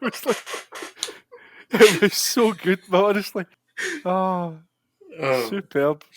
Yeah. So number one for you. As I say, Tom is up there for me, roughly equal. But between the two of them, that's in 50 episodes, just under 3 years. That's a hell of a couple of guests, among some very good guests from whether it's been within the community or from the industry, some titans in the industry. It's something you need to really just reflect on, and I think I'm extremely proud of what we've done, mate. Aye, proud and very thankful. That there's shows that can go for far more than 50 shows and never see that kind of caliber of guest as well. But the thing that I think sets us apart in a way is the fact that we don't change who we are for who comes on. Yeah, it's like it's just us. It's just we're pretty kind of set in our ways. I'm approaching middle age. You're no far behind me. You'll catch me soon, mate. I'm not far behind us, so. Aye, but I think it's just the fact that people come on, whether it's guests in the community, Tom, Al, Blake J. Harris, Peter Moore have come on and just chatted away and had a bit of fun, and that's what we're about. Fun, that's what, This stuff's here, and when we discuss it, we're talking about the good times. We're talking about what we've enjoyed, and that's what Even Peter, even when talking about the PS2 and the FUD, there was a smile on his face because it was industry banter in his eyes. I think I can't recall exactly how he put it, but it was something to that effect. Aye, that's right. He said it was like the story that he told as well about they hijacked like one of Sony's golfing events and replaced all the balls with golf balls with Sega logos and flew a plane overhead poking fun at them. It's like just funny stories like that, which kind of went back in a wee bit and tied into that kind of mentality Tom talked about whenever I think whenever it was Steve Race burst the kind of Sonic balloons and stuff like that. So there's always been that kind of wee bit of playful, childish needle between Sony and Sega, whereas it's all very serious now, isn't it? It's FCA and Activision deals and God, boring stuff. Just fling some golf balls at them. Exactly, mate. Right, that's your top 5 Sega guys moments. Top 5 Sega games, mate. So what you got at number 5? Number 5, well, you mentioned it when you talked about one of yours. I've went with Shenmue. I think the word you used earlier was intimate, and I think that sums it up. I think it's a game very intrinsically tied to the whole kind of CA Games time. My best mate Sam used to go those walks, as I've said, up to CA Games to see the latest games that came in for Japan. We just so happened to time it. The delivery came in with Shenmue in it. Charlie loads it up. We're watching the intro whenever Landy kills Hazuki Senior, and at that time you'd never seen anything like this, and we just stood there like, Like, what is this game? Like, that's not a cutscene, that's in-game engine stuff you're watching. The eyes of Landese, he scans the scene, the clothes crumpling as he walks. You know, everything about it was just mind-blowing. And again, whenever you finally get to play it, the fact that you could go anywhere and do pretty much anything, any door you seen, you could go in, you could talk to anybody, go in the arcade and play the games. Like, they weren't just there, you could play them. You know, it was just the story, the score. I still think the music, the orchestral version of the main Shenmue theme is absolutely glorious. It's beautiful. The way, I think it was actually spoke about it in the episode of My Favourite Sega with KC, the way it builds up to that kind of crescendo and everything just comes together and it explodes. It's beautiful. Actually gives you goosebumps talking about it. It's such a great piece of music. So I think just for what it did, kind of industry wise, in terms of storytelling, in terms of open world gaming, that level of detail, and I'm playing through Shenmue 2 just now. I'm on disc 3 and I can't wait to get on to disc 4 and kind of experience what you were talking about with that. But I just think the whole Shenmue 1 does feel very condensed, which I think helps make it feel intimate. You know, the 20-man battle at the end of it, this 100-man battle. How many people 70. fight? 70, aye. Yeah. And then that wee oddity man that tries to fight you all the time as well. You know, washing your carpets. You know, Landel feels a bit like Gollum, doesn't it? He does look like Gollum. Well, he does. The precious not good when you've got a sore throat, James. Don't do that again. But I just think kind of historically where it stands as a kind of gaming memory for me. Just monumental game. So it had to be on the list. I mean, it had to be. I mean, you got Shenmue 1 and 2 both occupying our top fives, each of us. And it's no surprise that out of all of my favourite Segas we've done, Shenmue definitely has the most nominations. The most people have said that is their favourite Sega game. So I think most people who come on and talk about Dreamcast will always pick Shenmue as the game that goes with it. You know, I just think that it's testament, I think, to the impact that it had on people who bought it at that time. Yeah. It's like I said, I had to pick a Dreamcast game for my top 5 when I realised I didn't have one, and I defaulted to Shenmue. Went for the second one ultimately, but you know, really they're all part of the one larger story. Aye. It's one big game just split into parts, really, isn't it? Need that fourth one. But talking about number 4s, mate, what is in your fourth spot?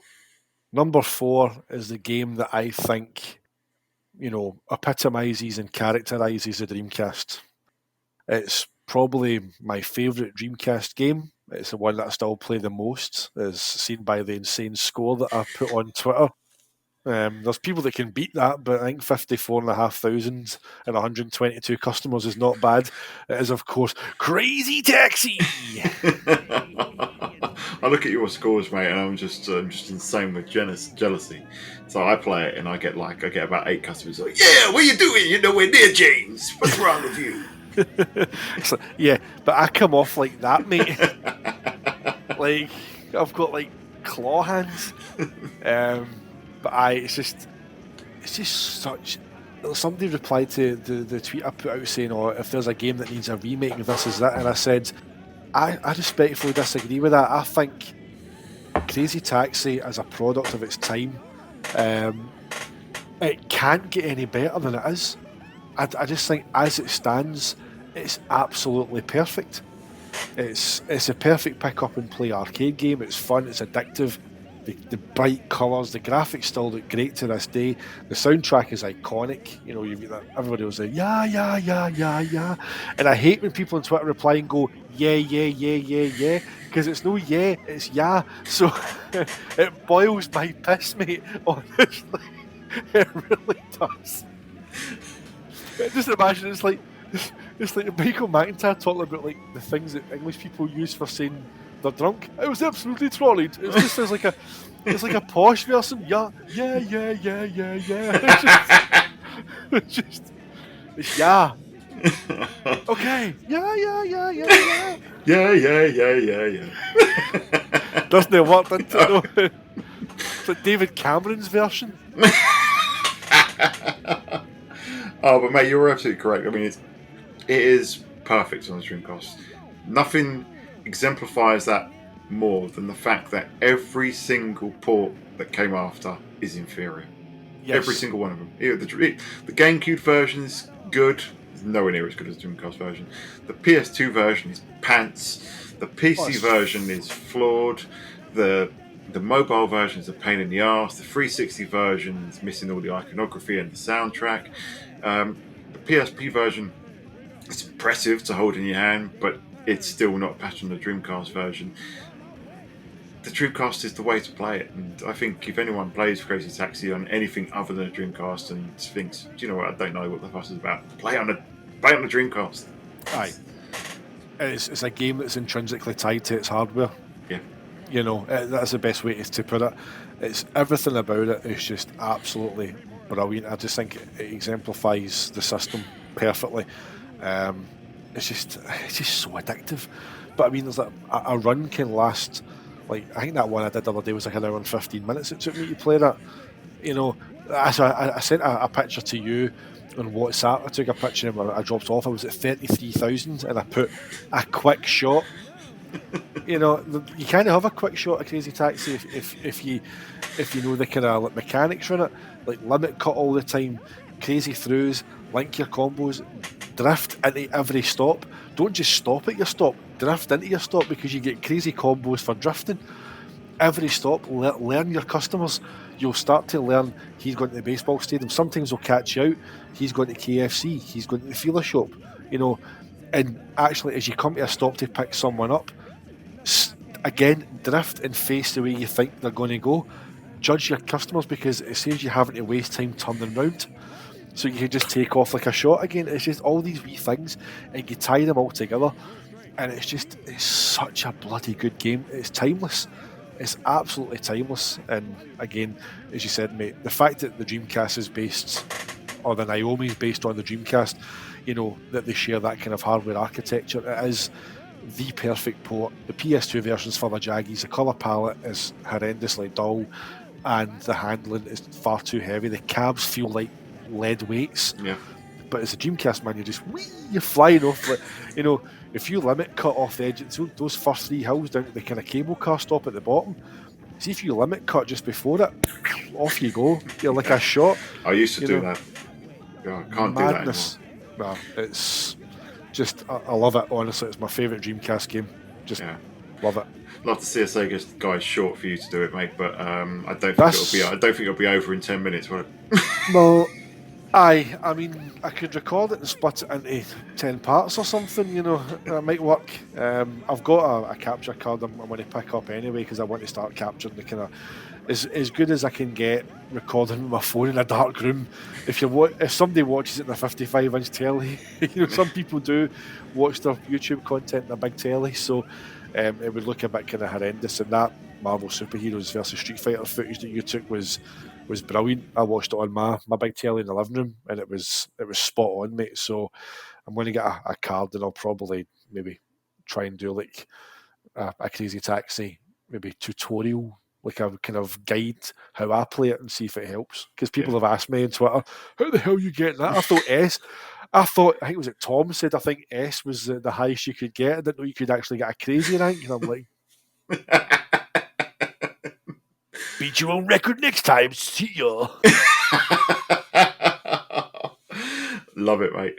Right. What is your number 3? So my number 3, you'll see where I'm going with this one. It is Virtua Cop on the Saturn. He's laughing already. Because people are probably sitting there going, I know what the big 3 are going to be. So number 3, Virtua Cop. A game, I think it's like the other 2 that are going to come after it, probably the highlight of the Saturn's kind of arcade ports. Well, maybe I think Last Bronx maybe takes away for saying because Last Bronx is really impressive. But Virtua Cop, I prefer it to Virtua Cop 2. I don't know why. I know Virtua Cop 2's texture maps. It's a really, really good Model 2 port on a Saturn. Really good. It's got the Virgin Passes things. But again, it just goes back to, I think, the soundtrack, the way it looks. They're not quite. They are flat shaded, but they're not as flat shaded as Virtua Fighter, but they have that kind of more blocky look about them. Yeah. And again, just something about the first game just resonates with me. Again, love the second game, but the first game's just spent so much time in that. You used to be able to one credit clear it on standard difficulty, no bother. Like, could play it with my eyes shut. I used to love getting. Like, I used to get annoyed if I didn't get the 3-hit combo on everybody. You know, you go, ooh, oh, you know, and if you don't get that, sometimes you got justice hits to shot the gun at their hand and would annoy me. Yeah. I just wanted to, you get more points for the justice hit, though, don't you? I know, but was it satisfying? I don't know if it's maybe the Robocop in me that was kind of drop it, dead or alive, you're coming with me. But I just love Virtua Cop. Everything, the music. The quality of the port, you know, as Pandemonium's video went into, and you now retrospectively get to see the challenges and the inexperience of the team who put this together. Yeah. How did they manage it? They're all new, weren't they? It's insane. I've never been a project designer on a game before. I'll just port Virtua Cop. You know, it annoys me a little bit because in the West, you've got all these developers going, "Oh, the Saturn's too difficult to program for." You got these guys fresh out of uni. They just go, "All right, port Model 2 to the Saturn." Yeah, we'll do that. I mean, like that, no bother. Yeah. Never done that before. Never programmed a game that size before. I'll give it a shot. Yeah, it's They're talking about like manipulating VDP2 to, you know, mask the camera moving around, and how are they doing this? Yeah. You know, so and the fact it just plays so well as well. You know, it's fast, it's fluid, and it's an absolute dream to play with the Virtua gun as well. I've kind of, as I said before, I've admitted defeat on that sadly because I've got the RAD 2X and I don't want to be kind of switching between SCART and, you know, the RAD 2X going to a CRT if I could get my hands on one. So unless somebody manages to mod a Saturn light gun to work with, you know, LCDs, I'll be stuck with it. But it's just love it, mate. So many hours put into it. Just one of my favourite games. Yeah, I love it. I must admit, I'm more partial to the second one. Yeah, because that was one I owned. I owned that one first. So you seem to go for the original with Shenmue, Virtua Cop. I go for Shenmue 2 and Virtua Cop 2. But just noticed that. Yeah, and Sonic 2 is another sequel. It's top of my list. So, but yeah, you can't deny the impact of Virtua Cop. The fact that game alone didn't drive up Sega Saturn sales. I think if it came to the PlayStation, then it would have been lauded as, you know, an absolute triumph. Unfortunately, because of everything else that's happening at the time of the Saturn, I feel like it was kind of ignored, much like the next ones that we'll get onto your list. But yeah, it's a crying shame. But the game itself, absolutely phenomenal, mate. And the main reason that I have a CRT next to me, it's a dream to play. I mean, it absolutely pisses on Time Crisis as well. You know, just Time Crisis is good fun, but, you know, even Time Crisis annoyed me because the music, I think it's deliberate. Sounds like a clock. Yeah, you know, I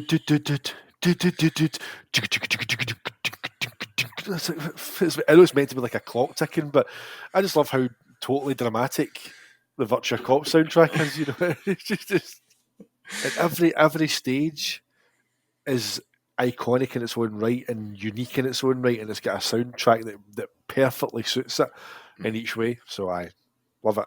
Love it. And your number 2, mate? Number 2, it's a very close number. And it's a game which, once again, we've recently seen Maximilian Dudes destroy Tekken by quoting the historical importance of it. But it is Virtua Fighter 2. Yeah, that top 10 fighting games of all. Now Max has done a follow up with his personal top 10. Unfortunately, Virtua Fighter 2 isn't in there, but for Max to say what he said about Virtua Fighter 2 in terms of the impact that it had on the industry just really underlines. And he says the only problem with the reason why Virtua Fighter 2 isn't as massive as a Tekken is just because it was on the Sega Saturn and not the play. If it came, it's like I just said about Virtua Cop. If Virtua Fighter 2 came to the PlayStation, and you look at, the game came out in arcades in 1994. Yeah. This is a 1994 game. Yeah. Obviously it came to the Saturn in 95, but you can see from Shinden to Tekken, everything is trying to be Virtua Fighter 2 in that first PlayStation year, and they could not get close. No, it's again as even as he said as well. Like, you had to be there. You had to be there, like, yeah. To witness like that coming home as well. Like, because again, after we'd heard the criticisms of Virtua Fighter 1 on the Saturn, it ran at half the frame rate of the arcade, the glitching. As much as I love Virtua Fighter 1, and you do as well on the Saturn, but to go from that, to Virtua Fighter 2, and I think what Max said as well is that it's the number one selling game in all regions. So, for a fighting game to be a console's number one selling game in every region the console was sold, is testament as well to just how massive it was. And I still remember watching that Sega Saturn magazine VHS back in the day, and it was only a couple of kind of rolling demos. I think one of them was like Pai and Lau, and they're on Jeffrey stage. They're just going through all their kind of animations of fighting and kicking and rolling, and you're going, "That's the Saturn doing that." It's like, wow, that's unbelievable. And then obviously you kind of got the rolling demo and the later kind of Sega flash discs that would come. And I think if I've spoken about before, the punch and kick mechanics aren't registered, so the hitboxes aren't there, but it's only the throws. Yeah. But you're watching Jeffrey picking up Wolf and that, and you're going, the size of these characters, and they're just, and it's 60 FPS, and it's rock solid. There's no glitching or anything. Just a monumental. I still call it the greatest technical achievement of that generation. Yeah. I just think, again, if it had been on PlayStation, it would have been, the mighty Virtua Fighter, but, they all go for Tekken, which is just, as Max also said, Tekken just basically tried to do what Virtua Fighter did before it. That's it. My admission is that this was my number 5. In fact, it might have even been number 4 for a little point when I was putting my list together. I think it was number 5, and then I thought, well, you know what? I haven't got a Dreamcast game, and I'll go for something else from Yu Suzuki. Another number 2. We'll call it Virtua Fighter 2.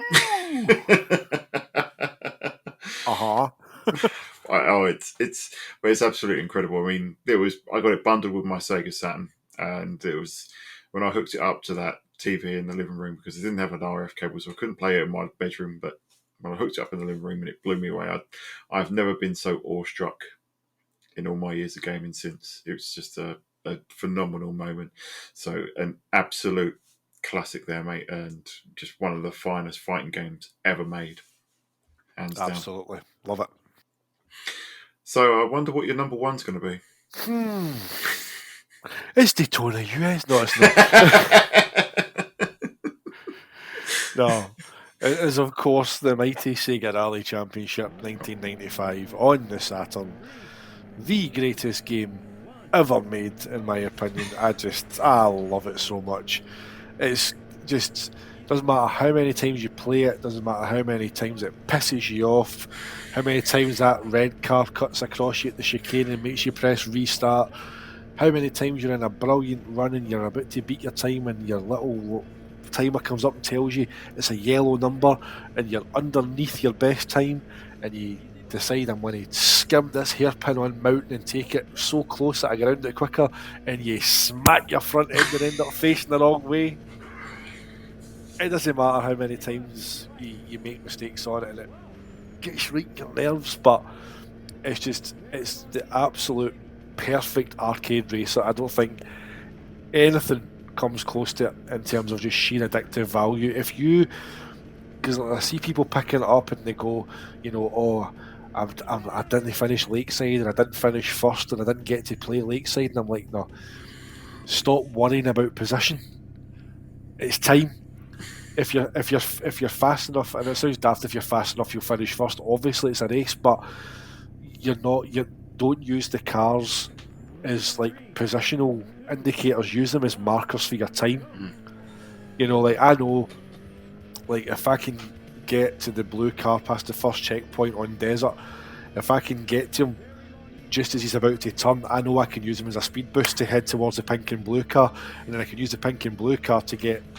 If I get to them before the first over jump, then I know that I've got a chance to catch the red guy before he gets to the chicane. Because if I don't pass the red guy by the time I get to the chicane, he's going to hit me. So, and it's these wee things that you start to pick up, and you use the cars as markers mentally for how fast you're going. So it's ridiculously deep. And again, it comes back to that whole thing where people are talking about really short games. Like, you can finish SEGA Rally like 4 in like minutes. a minute. Like, what, 3 minutes 17 is my current kind of best, and I'm going to go back on and play it again and again. I have not played any game more in my life than SEGA Rally, and I think Crazy Taxi is probably going to be the kind of second to that. But SEGA Rally is just, oh, what a game, honestly. And the Saturn port's just so good. It's got no right to be that good. And this is this is a second generation game. Second wave of Built from the ground up by the CS team, monitored and assisted by AM3 without using the Sega graphics library. Again, the Saturn's hard to program for. Yeah, I know. It does make me laugh where I read the back of the power box. It says locked 30 frames per second. You're like, lies. It's 25 in a power region. Aye. But you couldn't have put it better, mate. Obviously, it's your favourite game of all time. It's your love for it is well known, but it really is deserving of the adulation that not just you, but so many others do. So many new Saturn owners or returning Saturn owners, or people that just say, "I'll put on the Saturn." A lot of the time, it's they're showing Sega Rally. When we had the Sega Power guys on, Dean was, he was glowing then, talking about That's Sega right. Rally, and always spoke very highly of it. It's it's a legendary game in every sense, like all of the games we mentioned. But again, Sega Rally just kind of solidifies that, and it inspired an entire subgenre of racing games. You wouldn't have your V Rally, your Colin McRae, your Aye. WRC games, even the modern games, even Gran Turismo. Was it Gran Turismo 2 that introduced the rally part, or was it Gran Turismo 3? One of them. They all want to be Sega Rally, and none of them really match that magic. And they may have 50 tracks and 200 cars, and they might have like quad bikes or something at the same time, and they might have, you create a race where you might be playing dirt and you can drive over exploding pits and go over ramps and fireworks go off. There's just not Sega Rally. Three perfect tracks, 2 iconic cars, and an absolute banger of a soundtrack. It doesn't really get any better, does it? No, it does not. And if people haven't watched it, then obviously we've got the 10 things I love about Sega Rally video. It's about 13 minutes long, so you can find that in the whatever direction the other videos are below. You can find that in there if you've not watched it already. I did that kind of content just to kind of right a few wrongs from other content that I'd seen that were quite kind of 10 things I hate about Sega Rally, and I hate the checkpoint system. I hate that it only has 3 tracks. I hate how hard it is. And I'm like, this is just clickbait shite. I need to I need to right the wrongs of that. This is just, people that pick it up and look at it from modern eyes and don't see it for what it is before going on to kind of create content and lambast it. I think that's very fair, but okay, I might be biased towards it, but we've got the experience behind playing it. We witnessed it at the time.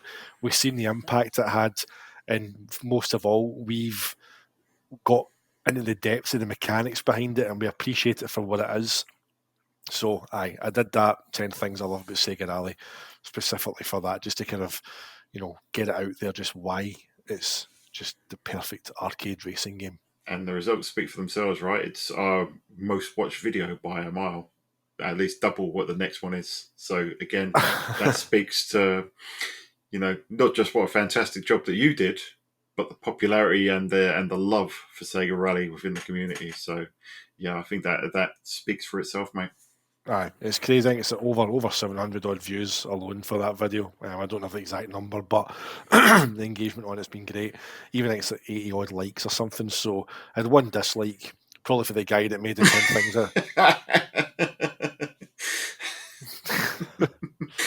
I'll take it. Wanted to take a chainsaw to it, probably. Anyway, make sure as long as he doesn't set his tiger on us. Right, mate. I think that brings us to the end of this 50th episode extravaganza. As always, mate, it's been an absolute honour. It's been an absolute pleasure, and we've always had, as always, a lot of fun this episode. It's just here's to the next 50. Viewers, listeners, thank you for all your support over the last nearly 3 years, but over the last 50 episodes and more with the new short video content that's coming out. Please let us know, what are your favourite memories of the show. Get in touch with us on the Radio Sega Discord. You can enter your comments in the comments box below. You can reach out to us on Twitter. You can catch me at swooper_D. You can catch James at the Segaholic. Or I'm putting over there. He's over here probably, or maybe over here. You're there. I might be there. You can catch us both at Sega Guys. But again, thank you so much. We really appreciate all the support. Yep. Happy 50th, sir.